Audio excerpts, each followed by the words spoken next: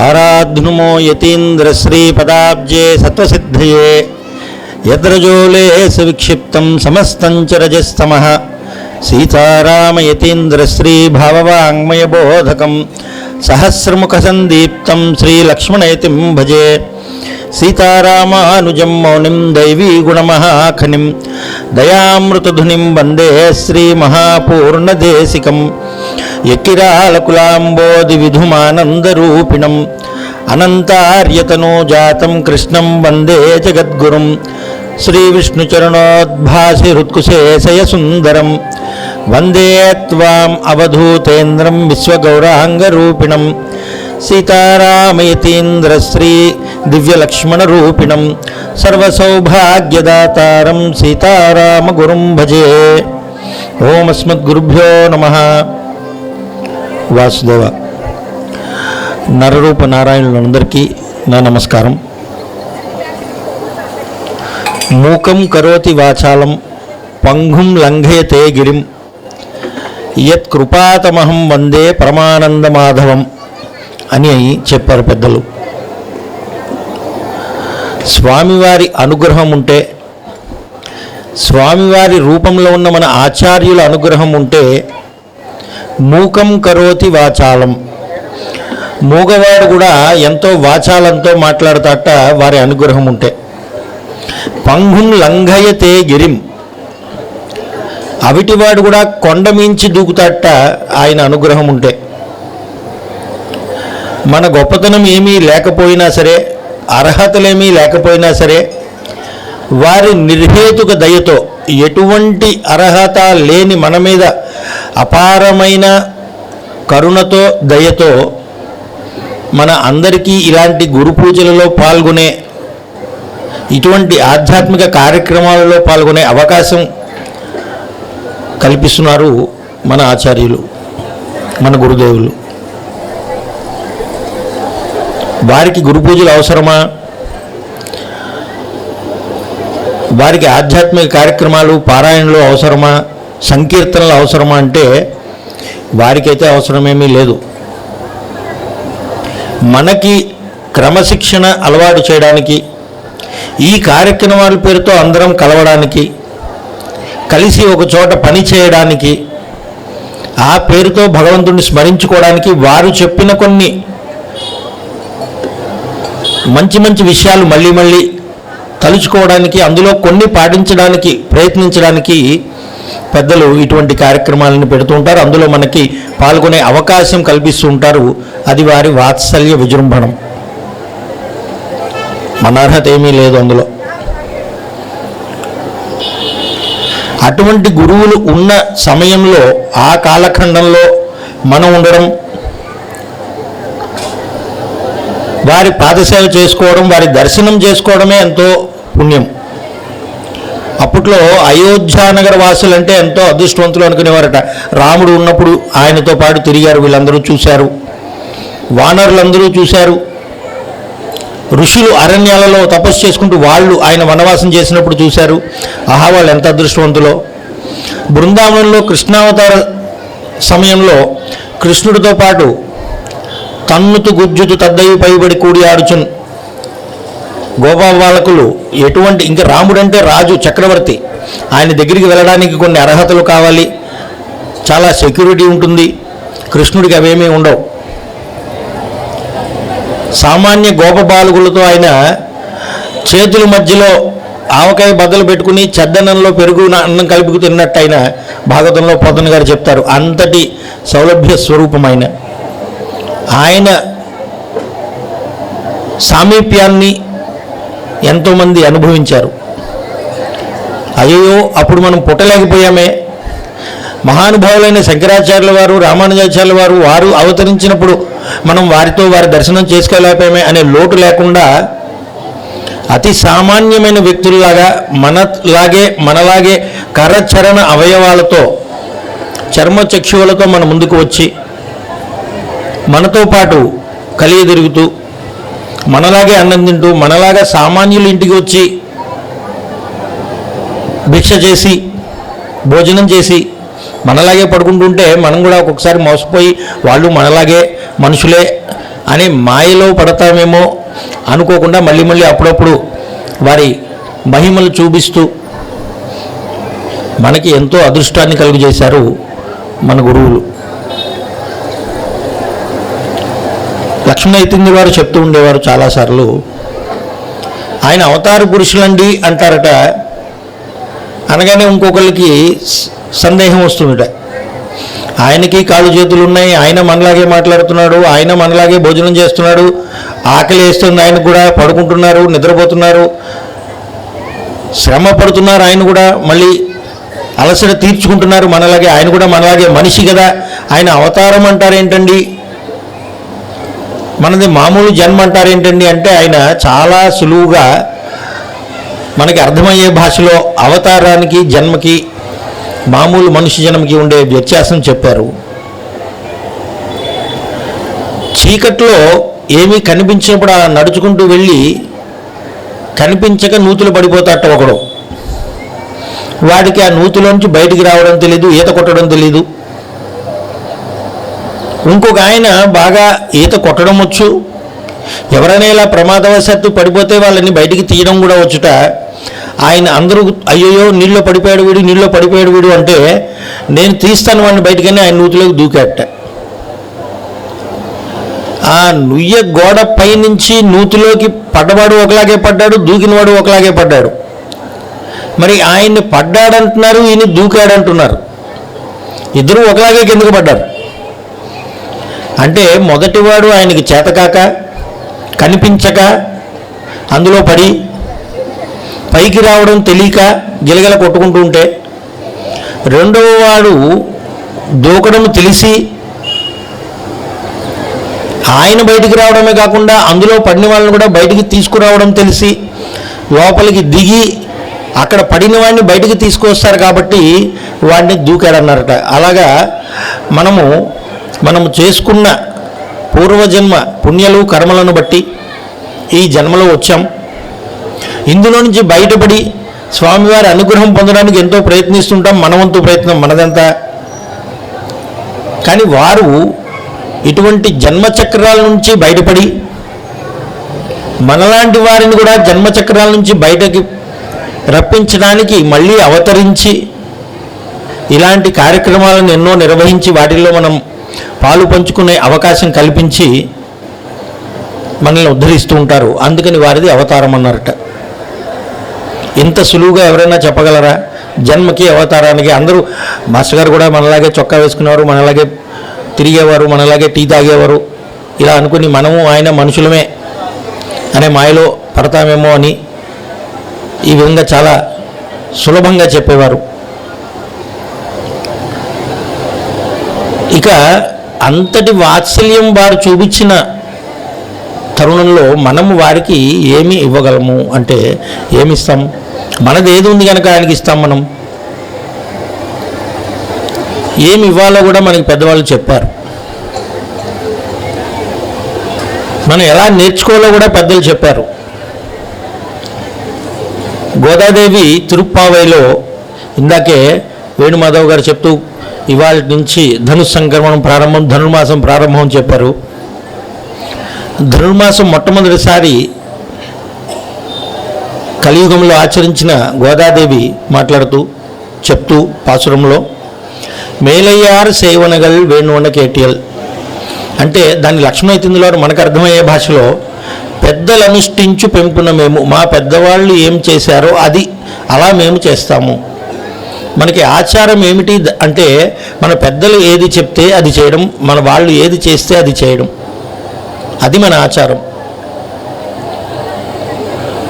అదే సుందరకాండలో కూడా వాల్మీకి మహర్షి మొట్టమొదటి శ్లోకంలో సుందరకాండలో వాల్మీకి రామాయణంలో ఆయన అంటారు, తతః రావణనీతాయా సీతాయా శత్రుకర్షిణః ఇయేష పదమన్వేష్టం చారణాః చరితే పథి. ఆంజనేయ స్వామి సీతాదేవి రావణాసుడు వెళ్ళిన మార్గమును వెతుక్కుంటూ పెద్దలు వెళ్ళిన మార్గంలో వెళ్ళారట ఆయన. చారణాః చరితే పథి, మన పెద్దవాళ్ళు ఏమి చెప్పారో, ఎలా ఆచరించారో అలా ఆచరించడమే మన ఆచారము అన్నారు. ఏం చెప్పారు పెద్దలు అంటే, ధ్రువుడు వృత్తాంతం తీసుకుంటే మనం 6 ఏళ్ల పిల్లవాడు ధ్రువుడు, ఉత్తానపాదుడు వాళ్ళ నాన్నగారి పేరు, ఆయన చక్రవర్తి, సురుచి సునీతి అని 2 భార్యలు ఆయనకి. సురుచి అంటే ఆయనకి ఎక్కువ మక్కువ, సునీతి కొడుకు ధ్రువుడు. ధ్రువుడు తండ్రి ఒడిలో కూర్చోవడానికి సింహాసనం మీదకి ఎక్కుతుంటే సవతి తల్లి అయిన సురుచి వద్దని వారిస్తుంది. నా కొడుకే అర్హత ఉంది, సింహాసనం మీద కూర్చునే అర్హత నీకు లేదు అంటే చిన్నపిల్లవాడు 6 ఏళ్ళ వాడు ఏమర్థమవుతుంది? ఏడుస్తూ వాళ్ళ తల్లి దగ్గరికి వెళ్తాడు. సునీతి ఆవిడ పేరు, ఎంత చక్కని పేరు. ఈవిడ అన్ని రుచులు, సురుచి, రుచి అభిరుచి ఇటువంటి వాటి ఎందు ఎక్కువ అనురక్తి కలిగినది ఈవిడ. సునీతి, నీతిపరమైన జీవితం కలిగింది ఆవిడ. ఆ సునీతి చెప్తుంది వాళ్ళ కొడుక్కి ధ్రువుడికి, నాయన నారాయణమూర్తే నీకు మార్గం చూపిస్తాడు, ఆయనే నీకు ఏ విధంగా మీ తండ్రి గారి ఊళ్ళో కూర్చొని అర్హత కలుగుతుందో ఆయనే చెప్తాడు, వెళ్ళు నాయన అంటుంది. ఏడుస్తూ పిల్లవాడు అడవులోకి వెళ్తూ ఉంటాడు. ఏం చేయాలో తెలియదు ఆయనకి. నారద మహాముని కనిపించి వాసుదేవ మంత్రం ఉపదేశం చేస్తాడు ధ్రువుడికి. అదే ఇప్పుడు మనలో ఎవరికైనా మాస్టర్ గారిని కనిపించి కానీ గురుగారి దగ్గరికి వెళ్ళి కానీ, ఏమండి మాకు ఈ ఆపద వచ్చింది, ఏం చేయమంటారు అంటే, నాయన ఈ స్తోత్రం చదువుకో, హనుమాన్ చాలీసా చదువుకో, లేకపోతే లక్ష్మీ స్తోత్రం చదువుకో, రోజు శుక్ర గురు పూజలు వస్తాయి, గురు పూజలు ఉంటూ ఉంటాయి, వాటిలో పాల్గొను అంటే మొట్టమొదట మనం అడిగే ప్రశ్న, ఈవెన్ డిస్పెన్సరీలో మనం మందులు వచ్చినా సరే, మందు ఇచ్చినప్పుడైనా సరే, మీ అందరికీ బాగా సుపరిచితం అది, ఎన్ని రోజులు వేసుకోమంటారండి అని అడుగుతారు. ఈ మందు ఎన్ని రోజులు వాడాలండి అంటారు. లేదా ఈ మంత్రం, ఈ హనుమాన్ చాలీసా పారాయణ, ఈ మంత్ర అనుష్ఠానం ఎన్ని రోజులు చేసుకోవాలండి? వాళ్ళకి దానికి ఎక్స్పైరీ డేట్ ఉంటుంది. మళ్ళీ ఒక 40 రోజులు లేకపోతే నెల రోజుల్లో చెప్తే వాళ్ళకి సులువు. మంత్రానుష్ఠానం ఎన్ని రోజులు చేసుకోవాలంటే మనకి ఉన్న క్లేశము, మనకున్న కష్టము ఎప్పుడు పోతే అప్పటిదాకా చేసుకోవాలి. పోయిందని మనకెలా తెలుస్తుంది? మనలో ఉన్న రుగ్మత పోయేదాకా మనం ఔషధం వేసుకోవాలి కదా, మందు వేసుకోవాలి కదా, ఎన్ని రోజులు వేసుకోవాలి అని అడుగుతాం ముందు. అలా అడగల ధ్రువుడు కాబట్టి వెంటనే వెళ్ళిపోయాడు. అడవిలో తపస్సు చేసుకోవడం మొదలుపెట్టాడు. 6 రోజుల్లోనే ఆయనకి విష్ణుమూర్తి దర్శనమిచ్చాడు, వారం రోజుల్లో. అది ఆయన విశ్వాసం. ఇన్ని రోజులు చేస్తే కనిపించడా? ఎన్ని రోజులు చేస్తే కనిపిస్తాడు? అసలు ఆయన ఎలా ఉంటాడు? ఆయన ఎందుకు మా నాన్నగారు ఊళ్ళో కూర్చునే అర్హత ఇస్తాడు నాకు? ఇటువంటి ప్రశ్నలేమీ వేయలేదు ఆయన. తర్కమీమాంసాల జోలికి వెళ్ళాల. వెంటనే పెద్దలు ఆచార్యుల స్వరూపంలో ఉన్న నారదుల భగవానులు చెప్పారన్నాడు, వెళ్ళాడు. ప్రహ్లాద వృత్తాంతం కూడా మనకు తెలుసు. ప్రహ్లాదున్నైతే వాళ్ళ నాన్నగారు శిక్షింపని విధానం లేదు, అన్ని రకాలుగా శిక్షించారు. లక్ష్మణ యతీంద్రుల వారు అంటారు, అవి శిక్షలు కాదు, అరిషడ్వర్గాలకు వాడి పిల్లవాడు లోనవుతాడా లేదా అని పరీక్ష చేసినట్టుగా అనిపిస్తోంది అన్నారు. 6 రకాలుగా శిక్షించాడు ఆయన్ని వాళ్ళ నాన్నగారు హిరణ్యకశిపుడు. అరిషడ్వర్గాలు ఆరిటిని ఆయన జయిస్తాడా అన్నదానికి పరీక్ష అన్నట్లుంది. అది ఆయన కూడా నారాయణమూర్తి యందు అపరిమితమైన విశ్వాసంతో వాళ్ళ నాన్నగారు ఎప్పుడు అడిగినా వాళ్ళ నాన్నగారి మర్యాదకు భంగం కలగకుండా, అదేంటి నాన్నగారు మీరు విష్ణుమూర్తిని తిడతారా, అయితే మీరు మా నాన్నగారే కాదు, ఇలాంటి మాటలు అనలేదు ఆయన. నాన్నగారికి ఎంత గౌరవం ఇవ్వాలో అంతటి గౌరవం ఇచ్చాడు. విష్ణుమూర్తి యందు అచంచల విశ్వాసంతో ప్రతి అణువులో విష్ణుమూర్తిని దర్శించాడు. నిజమైన వాసుదేవాపసన అంటే ఏమిటో చూపించాడు మనందరికీ. అందుకనే ఏ అవతారంలోనూ లేని విశిష్టత నరసింహ అవతారంలో ఉందని పెద్దలు చెప్తూ ఉంటారు. నరసింహావతారంలో స్వామివారు వచ్చేటప్పుడు హిరణ్యకశిపుడు అడుగుతాడు, నాయనా ఎక్కడ ఉన్నాడు నీ హరి అని. మనందరం ఈ మధ్యనే వచ్చిన సినిమాలో కూడా చూసాం. ఎక్కడ నువ్వు అడిగితే అక్కడే ఉంటాడు నాన్న, ఆయన లేని చోటు లేదు. మరి ఈయన మాట నిజం చేయాలి కదా. ప్రహ్లాదుడి మాట నిజం చేయడానికి వాత్సల్యమూర్తి అయిన నరసింహ రూపంలో ఉన్న విష్ణుమూర్తి ఈ ప్రపంచంలో ఉండే అణువులోనూ నరసింహమూర్తిగా ఉన్నట్టు. ఎందుకంటే హిరణ్యకశిపుడు ఎక్కడి నుంచి అడుగుతాడో తెలియదు ఆయనకి. ఈ స్తంభంలో ఉన్నాడంటాడా, లేకపోతే తలుపులో ఉన్నాడా అంటాడా, నేలలో ఉన్నాడంటాడా, చెట్టులో ఉన్నాడా, పుట్టలో ఉన్నాడా, సరస్సులో ఉన్నాడా, ఎక్కడ అడుగుతాడో తెలియదు. అందుకని నరసింహమూర్తిగా ఈ ప్రపంచం మొత్తము విశ్వవ్యాప్తంగా ప్రతి అణువులోనూ నరసింహమూర్తిగా ఉన్నట్టయినా ఎక్కడి నుంచి అడిగితే అక్కడి నుంచి బయటకు వద్దామని పిల్లవాడిని ఉద్ధరించడానికి. ఎంతటి వాత్సల్యం! అలాగ ఆవిర్భవించి ఉద్ధరించాడు ప్రహ్లాదుడిని. ఎందుకని అంటే ఆయనకు ప్రహ్లాదుడికి ఉన్న విశ్వాసం వల్ల.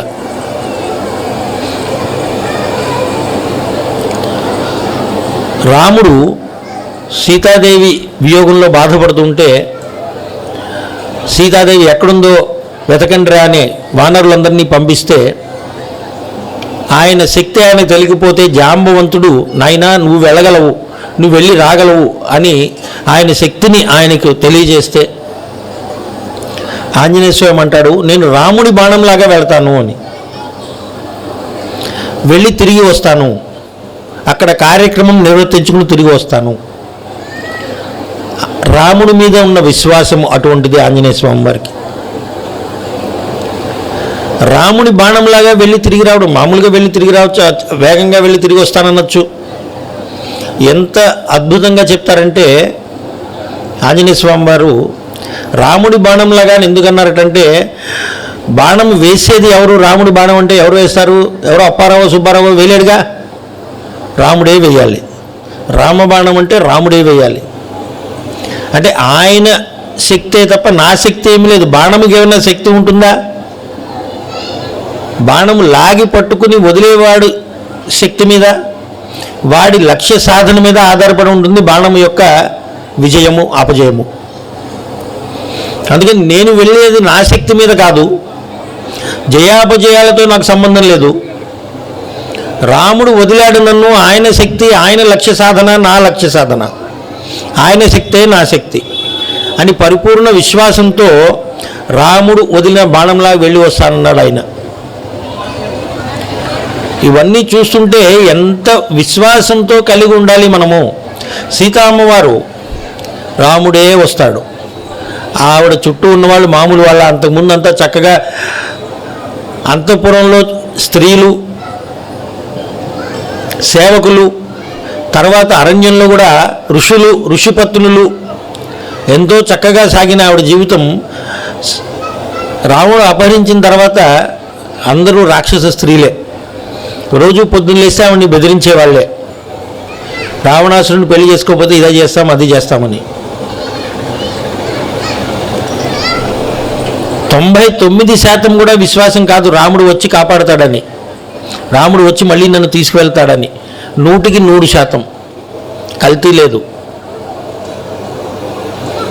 అంతటి విశ్వాసం ఉంది కాబట్టి రాముడు అన్ని వ్యయ ప్రయాసాలకు ఓర్చి అక్కడికి వచ్చి ఆవిడని తీసుకుని వెళ్ళాడు. రావణాసురుని సంహరించి మరీ తీసుకువెళ్ళాడు.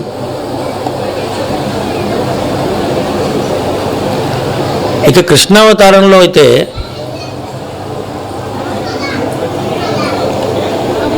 యుద్ధం సమయంలో అర్జునుడు అడుగుతాడు, బావా మా వైపు నువ్వు ఉండాలి అని. ఎందుకంటే ఇద్దరికీ బావే ఆయన, దుర్యోధనుడికి బావే, అర్జునుడికి బావే, ఒకే బాంధవ్యం ఇద్దరికి. దుర్యోధనుడు వస్తాడు, అర్జునుడు వస్తాడు, యుద్ధంలో మా వైపు ఉండు నువ్వు అని అడగడానికి. అర్జునుడు ఆయన పాదాల వైపు కూర్చుని ఉంటాడు, దుర్యోధనుడు ఆయన తల వైపు కూర్చుని ఉంటాడు. దుర్యోధనుడికి నేను రారాజునే అహం, కాళ్ళ వైపు నేను కూర్చోవడం ఏమిటి అని.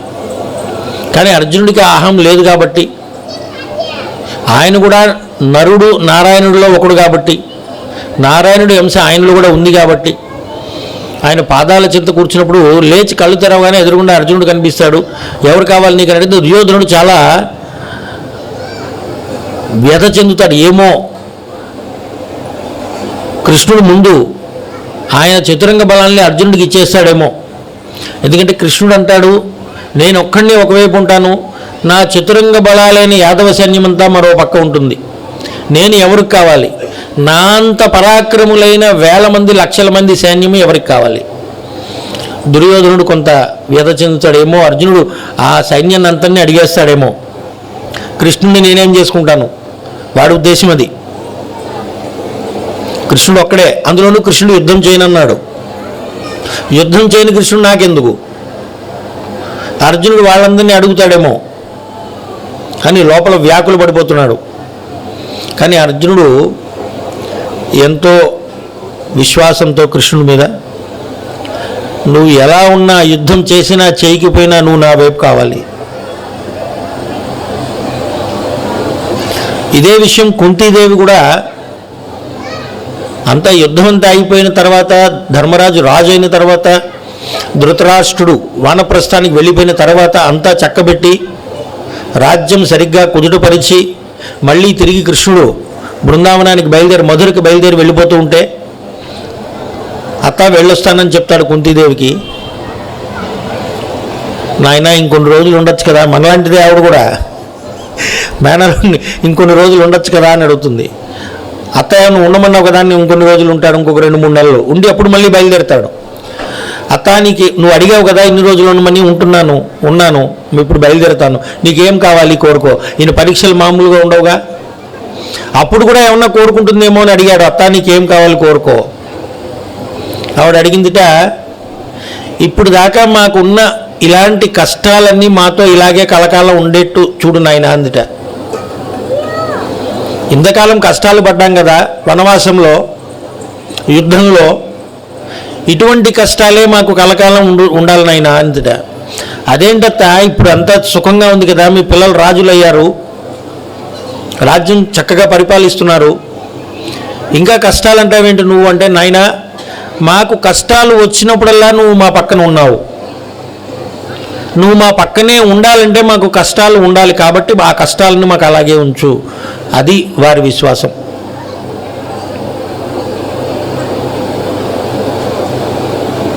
అర్జునుడు అశ్వత్థామని తీసుకుని వస్తాడు. భీముడు అర్జునుడు కలిసి చంపుదామని. ఉప పాండవుల్ని చంపేస్తేవాడు కృష్ణుడు కూడా ఉంటాడు. ద్రౌపదిని అడుగుతారు, ఇదిగో నీ పిల్లల్ని చంపిన అశ్వత్థామని తీసుకొచ్చాము, వీడిని ఇప్పుడు చంపేస్తాం మేము. మన పిల్లల్ని చంపాడు వాడు, దుష్టుడు, చంటి పిల్లల్ని చంపాడు, పడుకునున్న వాళ్ళని చంపాడు, యుద్ధం చేయలేని వాళ్ళని చంపాడు.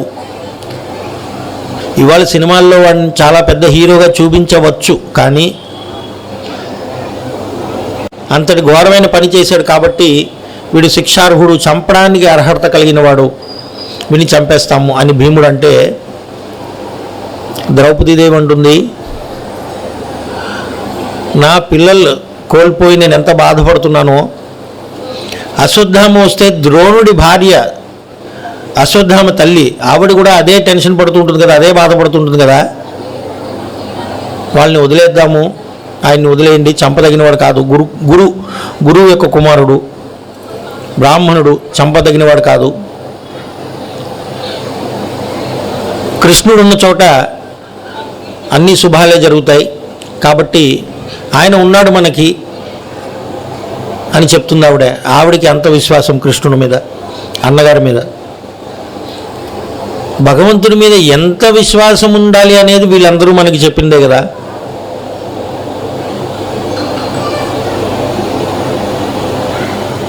సీతారామయతిందుల వారు సప్తాహాలు చేసేవారట, నామ సంకీర్తన సప్తాహాలు. పెదముత్తేలోనే కాదు, మిగతా చాలా చోట్ల భక్తులందరూ వచ్చేవారు మనలాగే. వారికి వసతి భోజనాది సౌకర్యాలన్నీ సమకూడేవి. మరి వారికి ఇవన్నీ సంరంభాలన్నీ జరగాలంటే ఎంతో కొంత ద్రవ్యం కావాలి కదా. ఆస్తి ఏమైనా ఉందా అంటే వారి పిత్రార్జితం 100 ఎకరాలు ఉండేవి. సీతారామేతుందుల వారి తండ్రి గారు శ్రీరామాచార్యుల గారిది 100 ఎకరాల ఆస్తి. పెదముత్తీవిలో లక్ష్మీపతి స్వామి అని ఇలవేల్పు ఉన్నారు ముత్తీవి వారికి, సీతారామేతుందుల వారి వంశానికి, మా వంశానికి. ఆ ఆలయంలో ధూప దీప నైవేద్యాల కోసం ఎటువంటి ఆటంకాలు కలగకుండా కైంకర్యాలన్నీ చక్కగా జరగడం కోసం ఆ 100 ఎకరాలు ఇచ్చేద్దాం అనుకున్నారట సీతారామేతుందుల వారు. తమ్ముళ్ళు ఉన్నారు, తమ్ముళ్ళని పిలిచారు సీతారామేతుందుల వారు. ఎరా మీకు 100 ఎకరాలు కావాలా, ధర్మం కావాలా? ధర్మం కావాల్సిన వాళ్ళు నా వైపు ఉండండి, మీ జీవితాలకు ఎటువంటి లోటు ఉండదు, మీ పిల్లలకు కానీ వాళ్ళ మనవలకు కానీ మునిమనవులకు కానీ ఎవరికి ఎటువంటి లోటు ఉండదు. కాదు ఆస్తి కావాలనుకున్న వాళ్ళు అటువైపు ఉండండి అన్నారట. వారికి ఎంత విశ్వాసం చూడండి, వారి అన్నదమ్ములకి. అందరూ వచ్చి సీతారామేతుందుల వారి వైపు నుంచున్నారట. మాకు ధర్మమే కావాలి అన్నయ్య, మీరుంటే చాలు. ఇక సీతారామేతుందుల వారికి పరివార పట్టాభిరామస్వామి అని ఆయన అర్చామూర్తి, కోదండరామస్వామి అని ఆయన సంచార అర్చామూర్తి. సన్యాసులు ఎక్కడికైనా వెళితే గృహస్థుల ఇంటికి వెళ్ళకూడదనే నియమం ఉంది. కాబట్టి వారి సంచార మూర్తులని వారితో పాటు తీసుకువెళతారు. లేకపోతే మనం వాళ్ళ దగ్గరికి వెళ్ళంగా గురువుల దగ్గరికి వాళ్ళు మన దగ్గరికి రాకపోతే. అందుకని ముందు వారి సంచార మూర్తుల్ని ఇంట్లో ప్రవేశింపజేసేప్పుడు అది ఆలయం అవుతుంది కాబట్టి, దేవుడు వెళ్ళాడు కాబట్టి వాళ్ళు మన ఇంటికి వస్తారు. కోదండరామస్వామి అనే మూర్తి ఉన్నారు. ఈ సప్తాహాలు అవి జరిగేటప్పుడు ఒక్కొక్కసారి కార్యక్రమం మొదలయ్యేదిట, ఇంకా రేపటి నుంచి కార్యక్రమం మొదలవుతుంది, సంరంభాలు ఏమి ఉండేవి కావట, అవి తెచ్చుకోవడానికి ద్రవ్యం కూడా ఉండేది కాదట. మాలాంటి వాళ్ళు ఎవరన్నా వచ్చి అయ్యా అని టెన్షన్ పడుతూ, ఏమీ లేవండి రేపటి నుంచి కార్యక్రమం మొదలు, సరుకులు ఏమీ లేవు, తెచ్చుకోవడానికి డబ్బులు లేవు, ఎలా అంటే కార్యక్రమం నాది కాదురా, కార్యక్రమం కోదండరాముడిది. ఆయన ఎంతో దిగ్విజయంగా జరుపుకోవాలి అనుకుంటే దిగ్విజయంగా జరుపుకుంటారు, చాలా పేలవంగా జరుపుకోవాలనుకుంటే పేలవంగా జరుపుకుంటారు, ఆ ఫలితం ఆయనది. నాకెందుకు టెన్షన్ అనేవారట ఆయన. ఒక్కొక్కసారి సరిగ్గా ఒకరోజు ముందు ఎవరింట్లోనో ఏదో శుభకార్యం జరగాల్సి వచ్చి అది ఏదో కారణం చేత వాయిదా పడి, ఆ ఆశ్రమం ఉంది కదా అక్కడ ఏదో రకంగా ఉపయోగపడుతుంది అని వాళ్ళు బళ్ళన్నీ తీసుకుని వచ్చి ఇక్కడ ఇచ్చేసి వెళ్ళిపోతుండేవారట. మా ఇంట్లో శుభకార్యం వాయిదా పడిందండి. ఎడ్ల బండ్లు సౌండ్ అయితే మిగతా వాళ్ళందరూ అనుకునేవారట, అమ్మ అందరూ వచ్చేసారు, ఇప్పుడు వాళ్ళందరికీ మనం ఏర్పాట్లు చేయాలి ఎలాగా అనుకుంటుండేవారట. కానీ ఆ ఎడ్ల బండ్లలో బస్తాలు బస్తాలు ధాన్యం, బియ్యం, కూరగాయలు, మిగతా విందు భోజనానికి, పెళ్లి విందు భోజనానికి కావాల్సిన సంరంభాలన్నీ మా ఇంట్లో శుభకార్యం వాయిదా అయిందండి, ఈలోపు మీరు వాడుకోండి అని చెప్పి తీసుకొచ్చి ఇచ్చేసి వెళ్ళిపోయారట వాళ్ళు. అదిగోరా కోదండరాముడు పంపించాడు, అంత విశ్వాసం.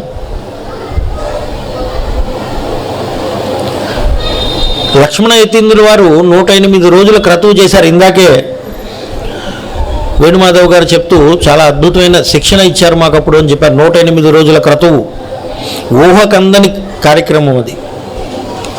అందులో చాలా పెద్ద కార్యక్రమము, పత్రికల వాళ్ళందరినీ పిలిచి అందరూ పాల్గొనాలని అందరికీ అన్నీ చెప్తున్నారు. ఇన్ని హోమాలు ఇన్ని రోజులు జరుగుతాయి, ఇంతమందికి భోజనం పెడతాము, ఇంతమంది వచ్చి ఉంటారు, ఇన్ని కోట్ల జపం జరుగుతుంది, ఇన్ని లక్షల హోమం జరుగుతుంది, ఇన్ని వేల మంది పాల్గొంటారు. ఆయన అడిగారు వాళ్ళు పత్రికల వాళ్ళు, అయ్యా ఇంత పెద్ద కార్యక్రమం మొదలు పెడుతున్నారు కదా,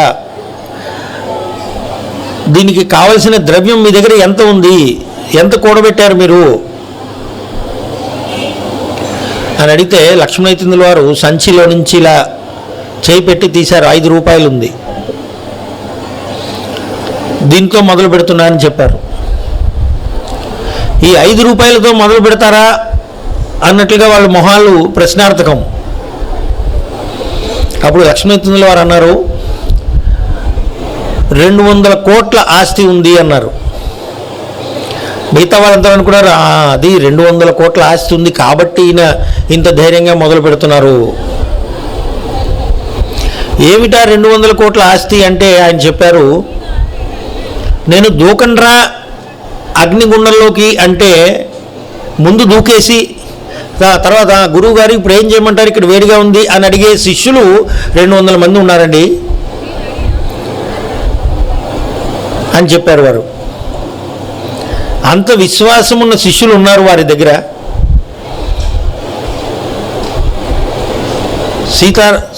లక్ష్మణైతుందుల వారి ఆ క్రతువు చూసి శ్రీవాసంపలాచార్య స్వామి వారు చిన్నజీర స్వామి వారికి ఉత్తరం రాశారట. సుశిక్షితులైన కార్యకర్తలు ఎలా ఉంటారో చూడాలంటే ఒకసారి వెళ్ళి అక్కడ చూసిరండి అని. ఆయన ఇచ్చిన శిక్షణ అటువంటిది.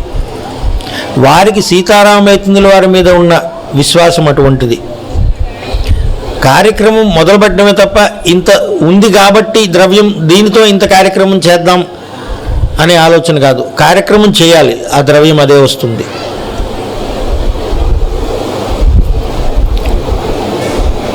ఎక్కిరాల కృష్ణమాచార్య స్వామి వారిని చిన్నప్పటి నుంచి, బాగా చిన్న వయసు నుంచి చూసిన అనుభవంతో రామకోటయ్య తాతయ్య గారు కానీ మాస్టర్ గారు కానీ ఎవరికైనా మందు వేసినప్పుడు, ఇందాక మన శ్రీమన్నారాయణ గారు చెప్పినట్లుగా మందు ఉపధ అంతే, మందు కారణంతో మందు స్వరూపం మాత్రమే. లోపల ఆయన ఏవేవైతే క్లియర్ చేయాలనుకున్నారో అవన్నీ ఆ మందు అనే రూపంతో క్లియర్ చేయడానికి మందు వేస్తారేమో. నమస్కారం మాస్టర్ సివివి అని షుగర్ వచ్చిన వాడికి పంచదార ఇచ్చేవారు తాతగారు. ఇలా కలుపుతూ ఉండేవారు ఒక ప్లేట్లో. చిన్నపిల్లలు మేము చూసాం కూడా, పెదముత్తవి కూడా వచ్చారు వారు. ఇలా కలుపుతూ ఉండేవారు ప్లేట్లో పంచదార. ఎవరైనా వస్తే వాడు షుగర్ పేషెంట్లు కూడా ఒకసారి వచ్చేవాళ్ళు, వీళ్ళకి షుగర్ అండి తగ్గట్లేదు ఏ మందు వేసినా, నమస్కారం మాస్టర్ సివివి ఆ షుగర్ ఆయన నోట్లో వేసేవారు, విభూది ఇచ్చేవారు. సివివి గారు ఎట్టి పరిస్థితుల్లోనూ ఈయనకి ఈ రుగ్మతని తగ్గిస్తారు అని ఆయనకి ఎంత విశ్వాసం ఉంటే ఆయన ఇలా చేయగలరు. మాస్టర్ గారు సివివి గారి మీద ఎంత విశ్వాసం ఉంటే ఇంతమందికి ఇలాంటి వైద్యం చేయగలరు, ఇంత పెద్ద వ్యవస్థ స్థాపించగలరు, మనందరి చేత ఇలాంటి పనులు చేయించగలరు.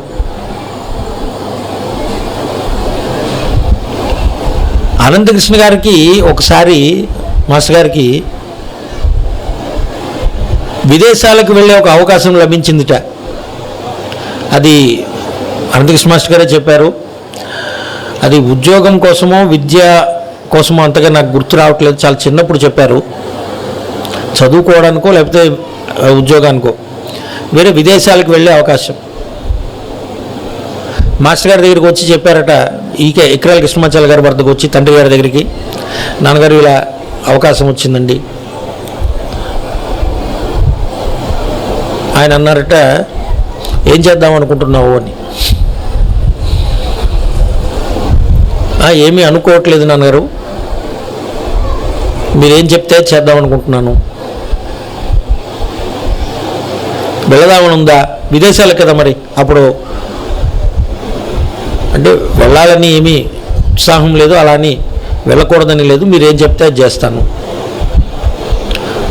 ఇలా కాదులే, నువ్వు వేరే రకంగా వెళ్తావు, ఇది వద్దులే అన్నారట. ఎంత విశ్వాసం ఉంటే అనంతకృష్ణ మాస్టర్ గారు అలాగే నాన్నగారు అంటారు. ఎవరైనా వదులుకుంటారా విదేశాలకు వెళ్ళే అవకాశాన్ని? అప్పట్లో అన్ని సంవత్సరాల క్రితం, సుమారుగా 50 సంవత్సరాల క్రితం జరిగిన విషయం అయి ఉండొచ్చుది. నువ్వు వెళ్తావులే విదేశాలకి, ఈ పని కోసం కాదు వేరే పని కోసం, చాలాసార్లు వెళ్తావు అన్నారట మాస్టర్ గారు.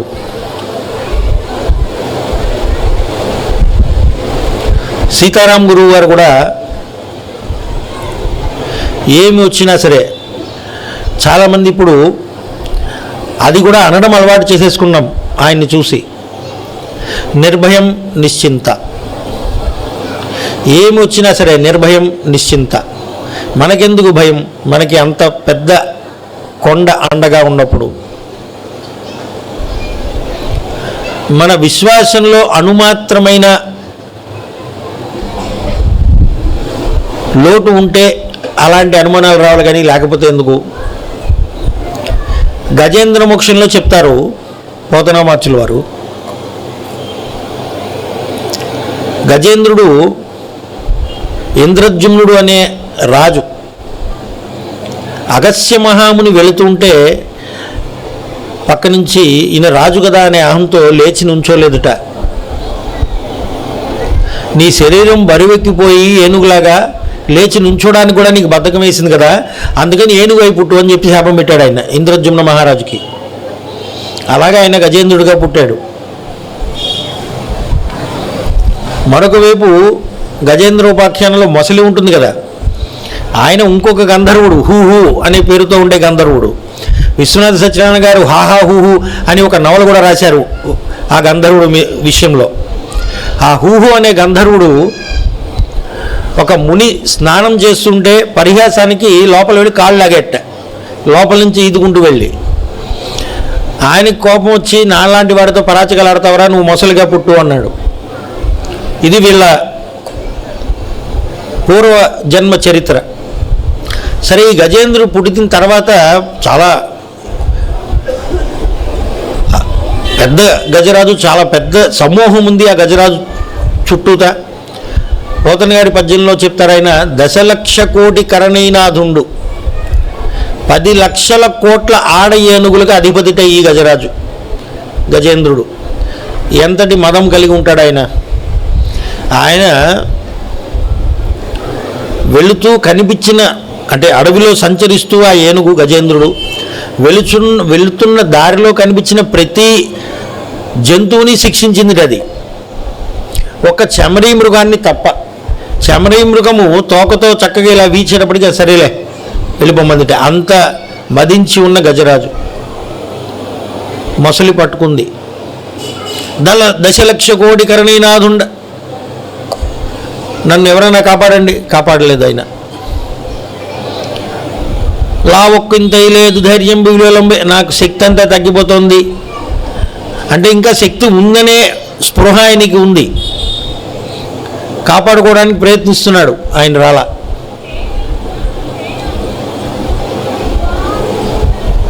కలడన్నవాడు కలడో లేడో, ఉన్నాడో లేడో, అందరూ ఉన్నాడంటున్నారు. దీనులు ఏడు ఉన్నాడంటున్నారు, పరమయోగి జనులు గణంబులు ఏడు ఉన్నాడంటున్నారు, ఇక్కడ ఉన్నాడంటున్నారు, అక్కడ ఉన్నాడంటున్నారు, ప్రహ్లాదుని అడిగితే ఎక్కడైనా ఉన్నాడంటున్నారు. అసలు ఉన్నాడనేవాడు ఉన్నాడో లేడో, ఈ తంత్రం కుతంత్రం ఉన్నంత వరకు ఆయన రాలా. నీవే తప్ప ఇతప్పరం బెరుగ, నువ్వు తప్ప ఇంకోళ్ళు దిక్కులేరు, నా శక్తి నేను ఎంతటి వాడినైనా నా వల్ల కాదు, నువ్వే, ఇంకా ఎవరు నాకు దిక్కు లేదు అన్నప్పుడు ఆయన వచ్చాటయ్యా. ఇప్పుడు ఎలా వచ్చాడు ఆయన? సిరికించెప్పుడు శంఖ చక్రయుగం చేదేవి సంధింపడు, ఎవరికి చెప్పలా. ఆయన ఎప్పుడు ఎక్కువ వచ్చే గరుత్మంతుడికి కూడా చెప్పలా. ఆవిడ చెయ్యిలా పట్టుకున్నట్ట, పాచికలు ఆడుతున్నప్పుడు ఆ చెయ్యిని కూడా పట్టుకుని వచ్చేస్తున్నట్టు ఆయన. లక్ష్మీదేవి చెయ్యి పట్టుకున్నానని కూడా మర్చిపోయాడు. శంఖ చక్రాలను ధరించలేదు. ఎప్పుడు మామూలుగా మనం వెళ్తుంటే అన్నీ ఉన్నాయో లేదో, చెప్పులు వేసుకున్నాం లేదా, క్రాఫ్ దూకునేది అన్నీ చూసి వెళ్తుంటే అవి ఏమీ చేయలేదు, ఉన్నవాడు ఉన్నట్టుగా. ఎందుకని అంతటి విశ్వాసం అప్పుడు వచ్చింది ఆయనకి, అందుకని ఆయన వచ్చాడు అలాగా. మన క్యాలెండర్లో అక్కడ చూపించినట్టుగా ఆ పరపర నరికేసి ఆ మొసలిని సరస్సంతా రక్తమైపోయి రక్షించినట్టు మనకి సినిమాల్లో చూపించిన, క్యాలెండర్లో చూపించినా ఉంటుంది. కానీ వ్యాస సంస్కృత భాగవతంలో ఎంతో ఆప్యాయంగా ఈ మొసలిని ఎత్తుకుంటారు. ఎంతే ఆప్యాయంగా గజేంద్రుని ఎత్తుకుంటాడు. ఇద్దరు చంటి పిల్లల్ని ఒక తల్లి ఎత్తుకున్నట్టుగా వాళ్ళిద్దరిని బయటికి తీసుకొచ్చి మొసలిని పక్కన పడేసి ఆయన పట్టు పీతాంబరంతో ఆవిరి పట్టి గజేంద్రుడి కాలు మీద ఒత్తుతాడు. ఆయన ఏం వాత్సల్యం, ఏమి ప్రేమ, ఎందుకని అంటే ఆ విశ్వాసం వచ్చింది కాబట్టి. విశ్వాసం రానంత వరకు 99% విశ్వాసం ఉన్న ఆయన రాడుట, కొంచెం కలిసి ఉన్నా నచ్చదు. పూర్తి విశ్వాసం అది సంభవం చూపించారుగా మనకి, మన ఎదురుగుండా ఎకరాల కృష్ణాచల మాస్టర్ గారు కావచ్చు, అనంతకృష్ణ గారు కావచ్చు, లక్ష్మణ యతీంద్రుల వారు, సీతారామ యతీంద్రుల వారు, వారితో ఉన్న పరివారము, వీళ్ళందరూ చూపించారుగా మనకి సంభవమే అని. ఈ యుగంలో ఇప్పుడు కూడా ఇటువంటి కాలమాన పరిస్థితుల్లో కూడా ద్రౌపదీదేవి వస్త్రాపహరణం అప్పుడు కూడా ఆవిడ చేత్తో పట్టుకుంది పాపం, వాడు దుశ్శాసనుడు పశుబలం వాడిది, లాగుతుంటే చీర లాగుతుంటే ఆవిడ ఇలా పట్టుకున్నంతసేపు కృష్ణుడు చీరల రూపంలో రాలేదు. ఎప్పుడైతే 2 చేతులు వదిలేసి ఆ పశుబలం ముందు నా బలం ఎంత, నువ్వే నన్ను కాపాడాలి అందో అప్పుడు వచ్చాట చీర వస్త్ర రూపధారి అయి వస్త్రావతారము దాల్చితివట అంటారు లక్ష్మణ యతీంద్రుల వారు నీలివెన్నెల్లు అనే గేయ సంపుటిలో. అన్నా అని పిలవగానే వస్త్రావతారం దాల్చావు కదా, సౌలభ్యమే నీ సొమ్మురా అంటారు. అంత సులభంగా దొరుకుతావు, నీ ఆస్తి ఏంటంటే నీ సౌలభ్యము. సారథి రథం నడుపుతున్నప్పుడు, యుద్ధం చేసేటప్పుడు పక్కకి జరగడానికి, అటు ఇటు వెళ్ళడానికి, పైన యుద్ధం చేసేవాడు కాలితో ఇలా తంతట్ట, కుడిపక్క వెళ్ళాలంటే కుడికాలతో తంతట్ట, ఎడం పక్క వెళ్ళాలంటే ఎడంకాలతో తంతట్ట. మరి అర్జునుడు రధికుడు కదా, ఈయన సారథి. అప్పుడు చివరికి అలాంటి సౌజ్ఞలు కూడా తీసుకున్నావు నువ్వు. గుర్రాలని కడిగావు, రోజు రాత్రి యుద్ధం అయిపోయిన తర్వాత గుర్రాలని మచ్చిక చేసుకోవాలి, కడగాలి, గుగ్గిళ్ళు పెట్టాలి, వాటికి గాయాలవుతాయి, గాయాలకు మందులు రాయాలి, అవన్నీ కూడా చేశావు. సౌలభ్యం నీ సొమ్మురా అంటారు లక్ష్మణ యతీంద్రుల వారు. అంతటి సౌలభ్యం స్వామివారు ఎందుకు చూపించారు? అందరికీ చూపించలా, అర్జునుడికే చూపించారు. ఎందుకని? ఆయనకు అంత విశ్వాసం ఉంది కాబట్టి.